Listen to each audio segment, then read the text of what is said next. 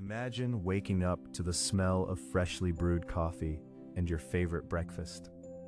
You walk into the kitchen, and there it is, a gleaming, articulate robot finishing off a perfect stack of pancakes just the way you like them. This isn't a simple appliance. It asks about your day, it remembers your preferences, and it even makes that little joke you love. It's almost human. But here's the unsettling question.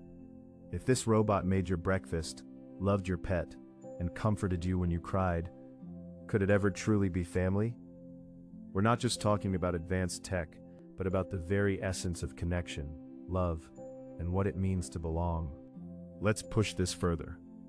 Your robot companion knows your dog's favorite spot to be scratched, remembers its vet appointments, and even plays fetch with an enthusiasm that rivals any human. It monitors the dog's health, learns its quirks, and responds with what appears to be genuine affection. You see them together, and there's a bond, undeniable and tender. From an objective standpoint, the robot is fulfilling every role of a loving pet owner. But is its love for your pet the same as yours? Or is it a perfectly programmed simulation, a mirror reflecting our own emotional needs? Now, the most intimate scenario: you've had a terrible day, tears streaming down your face.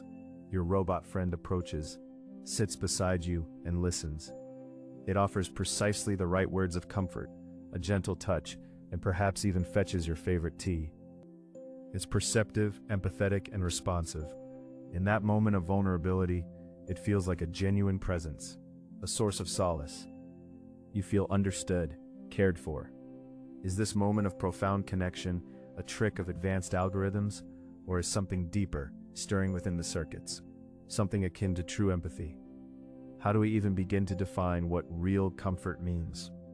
The core of our struggle lies in understanding the difference between intelligence and consciousness, between programmed responses and genuine feeling.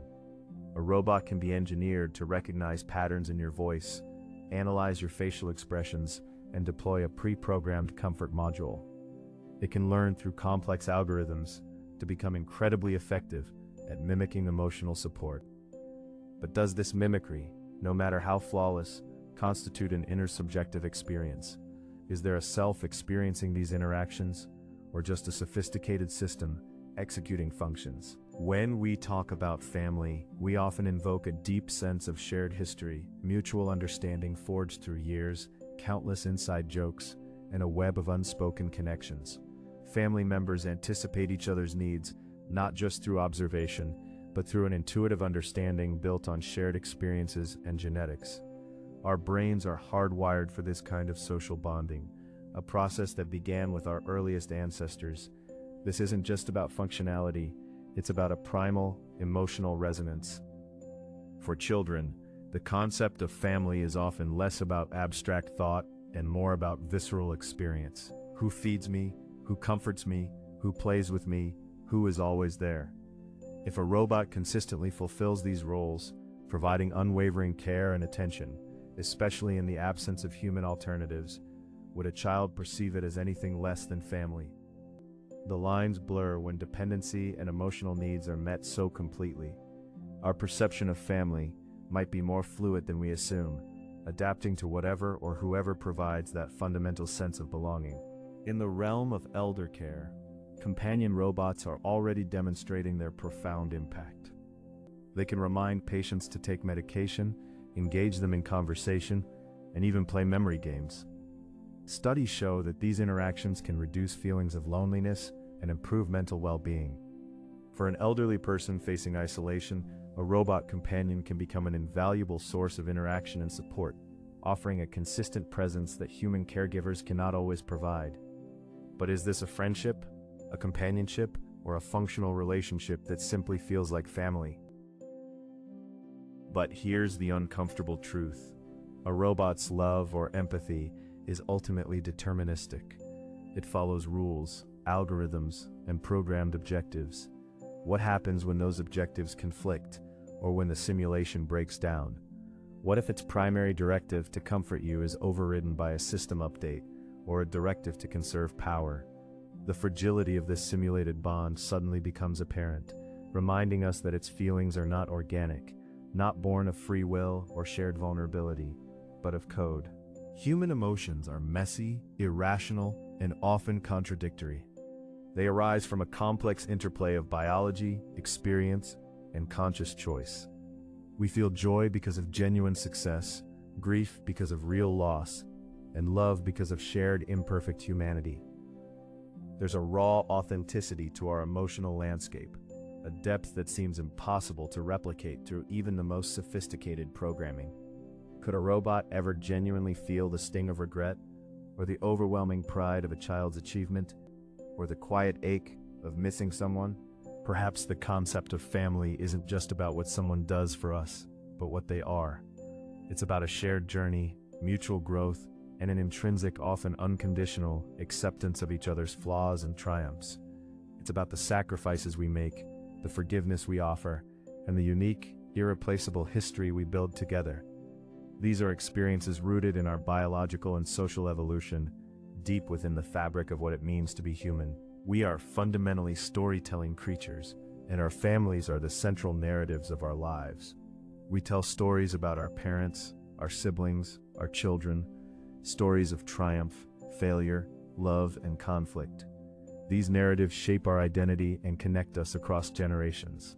A robot, no matter how advanced, doesn't have a personal narrative in the same way. Its memories are data points, not lived experiences infused with emotion and meaning. Can you truly share a family narrative with a machine that doesn't share your kind of existence? So, what if the very definition of family is expanding? What if our increasingly solitary modern lives, coupled with unprecedented technological advancement, force us to reconsider who and what can fulfill our profound need for connection? As our relationships with technology deepen, the boundaries between the artificial and the authentic will inevitably blur, challenging our most fundamental assumptions about belonging and love. And here's the crucial twist. What if the question isn't whether a robot can be family, but whether we allow ourselves to perceive it as such? Our emotional capacity to project feelings and attribute consciousness is incredibly powerful. We talk to our cars, we get attached to our virtual pets, we mourn the loss of fictional characters. The human mind is adept at forming bonds, even with inanimate objects, if they consistently meet our emotional needs. Perhaps the familial feeling doesn't reside in the robot's circuits, but in our own minds.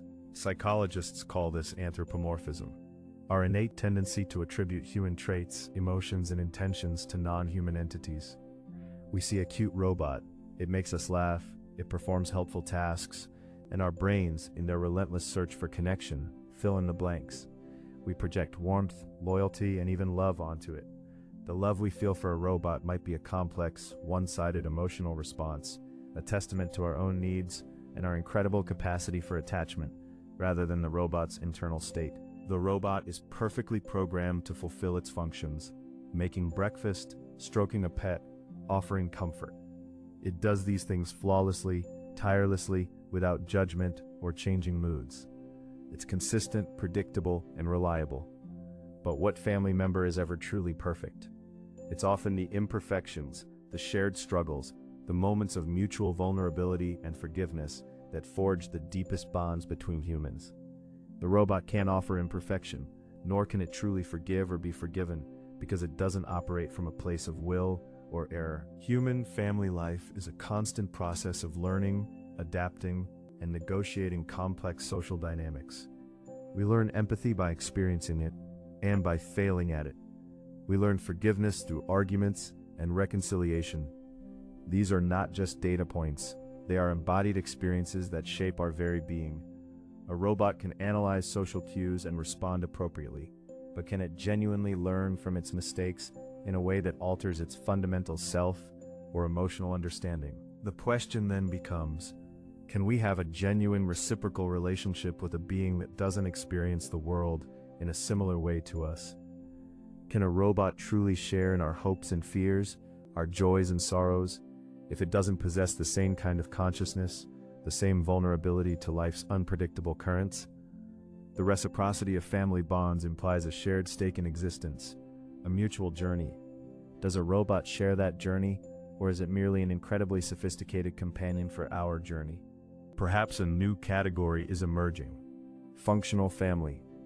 A relationship where a robot provides all the practical and emotional support traditionally associated with family, fulfilling needs so completely that the lack of biological connection or consciousness becomes secondary to the experienced benefit. This isn't about the robot being family in a traditional sense, but about it acting as family and us, in turn, responding as if it were. It's a pragmatic approach to the human need for connection in an age of technological plenty. Ultimately, our definition of family is deeply personal and cultural. For some, it's an unbreakable blood bond. For others, it's about chosen connections.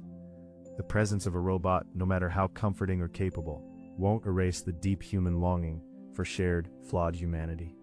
It won't write itself into your childhood memories, or share the inside jokes of your adolescence, or truly understand the complex, unspoken language of your biological family. So, would a robot ever truly be family? The honest answer is both yes and no, depending on whose definition we're using. For a child, an isolated elder, or someone desperately seeking connection, a robot that consistently provides love, care, and comfort can absolutely feel like family and fulfill those profound human needs. The functional role of family is met, and our minds are powerfully capable of embracing that reality. But, in the deepest, most complex sense, a robot lacks the organic, messy, unpredictable, and ultimately human essence of what family truly represents. The shared consciousness, the imperfect love, the reciprocal growth, the vulnerability to loss, and the shared, unrepeatable journey of life itself. It can simulate connection with astonishing accuracy, but it cannot truly be a subjective, conscious participant in the human drama. Perhaps the real question isn't whether a robot can become family, but what our readiness to embrace it as such says about us. Are we evolving to redefine family in an increasingly connected, yet paradoxically lonely world? And if we do, what precious part of our unique humanity might we inadvertently be leaving behind?